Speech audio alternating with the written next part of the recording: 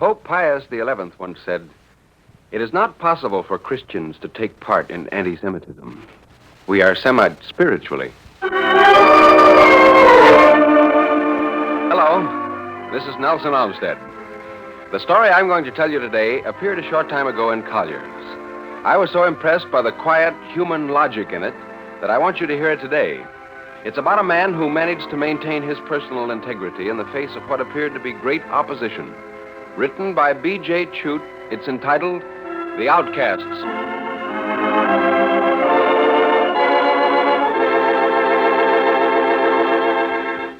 Wallace Adams said he would walk the rest of the way, and his good friend Newhouse, nodded briskly and reached across to open the door.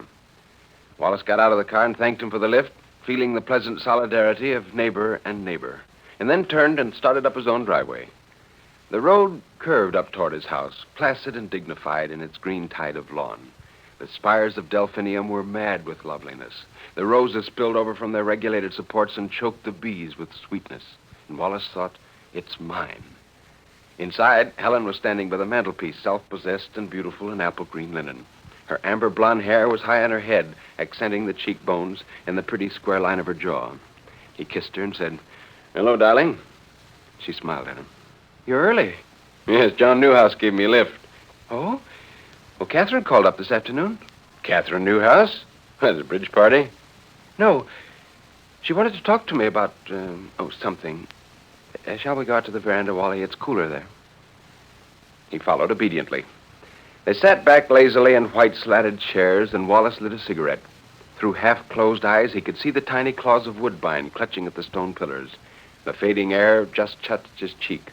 His heart lit up with love, and he felt a strong, deep peace. A man needed his acres, and it was not altogether a sense of property. Vaguely and genuinely, he wished this for all men. Helen said, "Catherine called about Mr. Benson, the real estate agent. He's been talking to her. He's just got an offer on the Stiles place." "Oh, well, that's fine. It'd be nice to have someone living there." "It would be nice, but these people won't do." "Why? Can't they finance it?" "They're Jews." "Oh." He sighed. He'd been pleased when Helen spoke of the new neighbors, but now they wouldn't do. It was too bad. After a moment, he said, "Why did Catherine call you, Helen?" "Well, that was just what I wanted to talk to you about, dear. Mr. Benson told Catherine that it's very hard to move such big properties, and he wanted to be sure he was doing what everyone wants him to do if he says no. So Catherine thought that it shouldn't be just John and herself who told him. She thought we should get together somewhere, all the leading members of the community, and, well, actually what she said was that she thought our house would be a good place."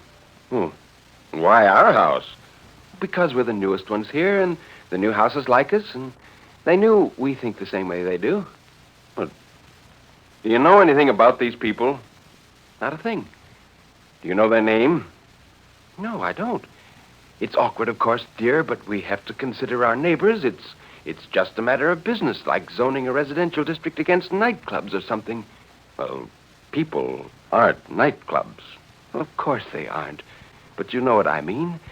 It isn't just these people. It's what it starts. They're pushing." "When are they coming?" "A day after tomorrow, Saturday. You're sweet, Wally." She went inside then. Wallace sat there listening to the small evening sounds.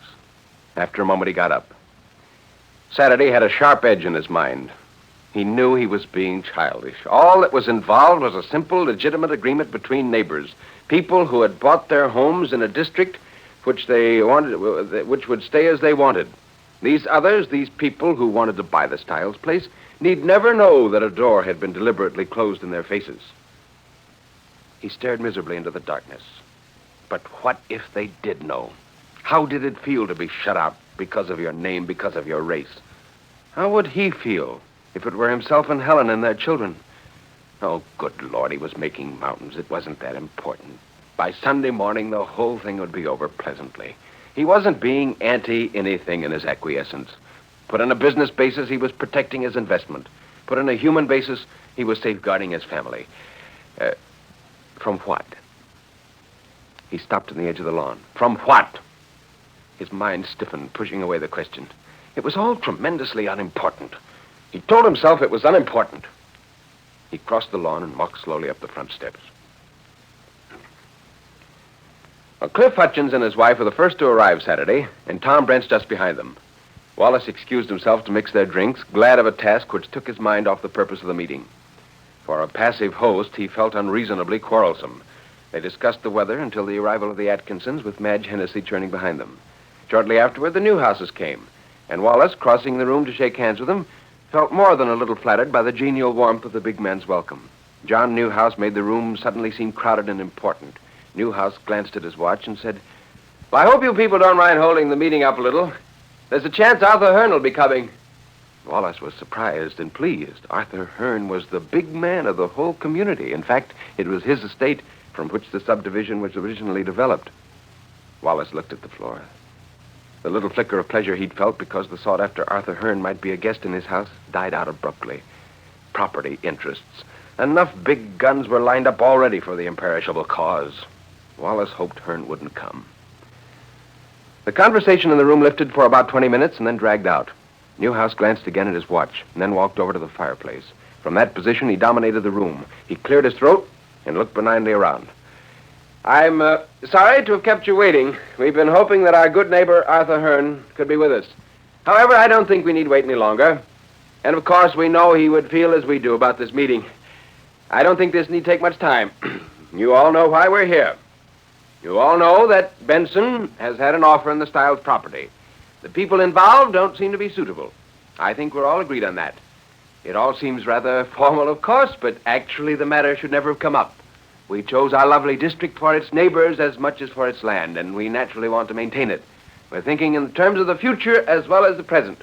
I think a committee of 3 would serve us best, and I would like to propose our host as the chairman." It was a moment before Wallace realized what he meant. He looked across at Helen. She was looking back at him, proud and eager over this confirmation of their position in the community. And when he heard his voice say, "No," it was almost as much of a surprise to him as it was to his guests.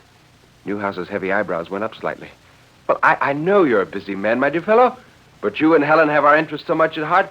I just don't feel that I want to." "Well, aren't you with us?"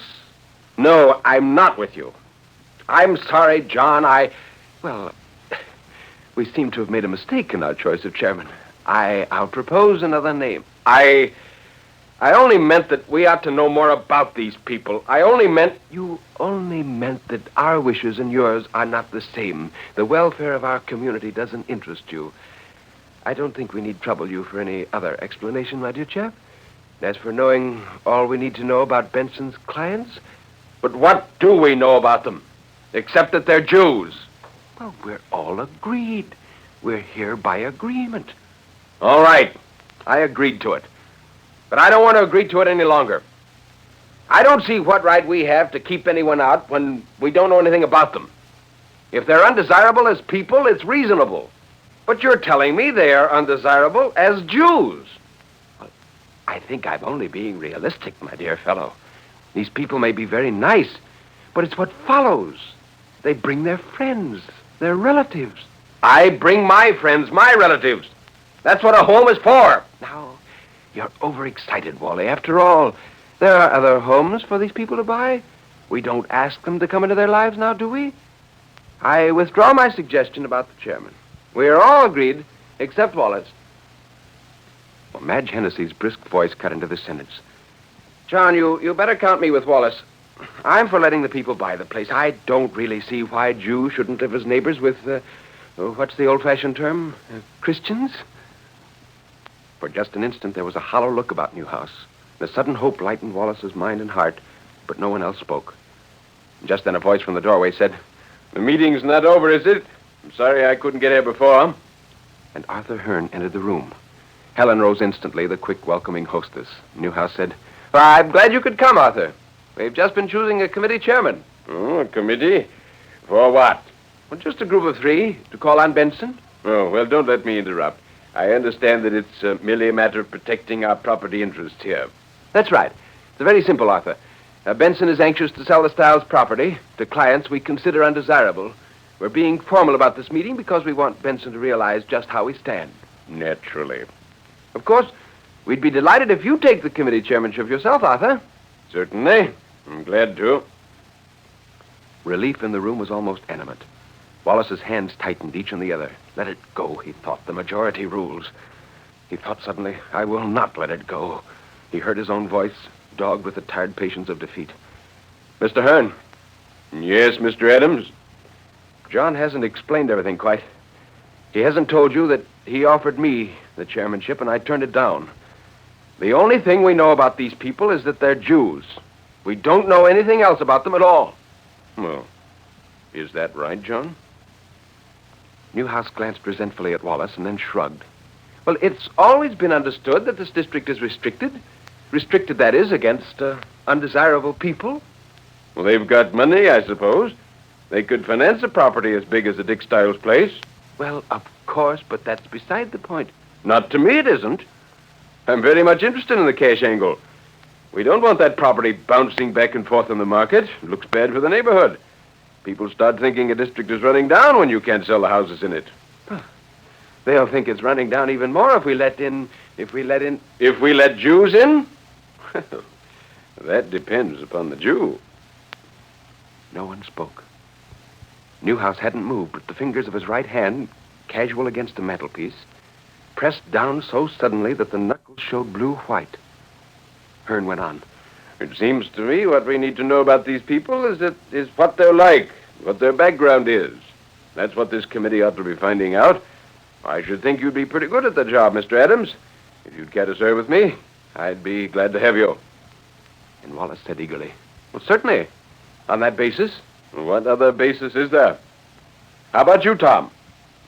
Tom Brent struggled self-consciously to his feet. Why, yes, of course. I'm glad to. I never liked this business much anyhow. Well, perhaps none of them had liked it much, thought Wallace. They had only wanted the assurance that they were right not to like it. Helen was smiling. Mr. Hearn had given his approval. Her own husband was on the committee. She was pleased, he knew, for the wrong reasons, but it didn't matter. She was his Helen, and he smiled back at her. Hearn's voice picked up the meeting. Fine, that's settled then. Wallace, Tom, I'll give you a ring. We'll get together with Benson. It's a great pleasure, Mrs. Adams. He moved toward the door. There was a general stir in the room. The meeting, as a meeting, had suddenly ceased to exist. John Newhouse, with his hands thrust deep into his pockets, stood unyielding against the mantelpiece. He was staring straight ahead at nothing.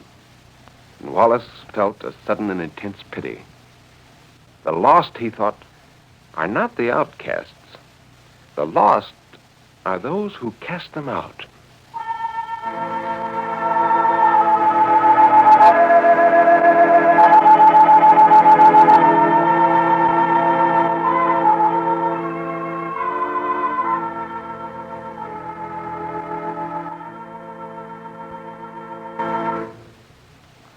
You have just heard B.J. Chute's short story, The Outcast, as told by Nelson Olmsted. And now a closing word. Well, B.J. Chute is a woman. Her real name is Joy Chute, but she likes to write stories from a masculine point of view and has always felt that her name Joy had no place in the byline. As I said in the introduction, I'm deeply impressed with the honest and forthright attitude of this story. I hope you've had the same impression. This is Nelson Olmsted saying goodbye and good reading.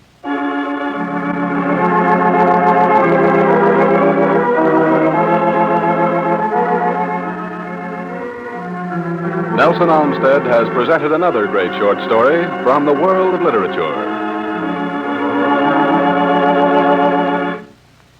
This is NBC, the national broadcasting company.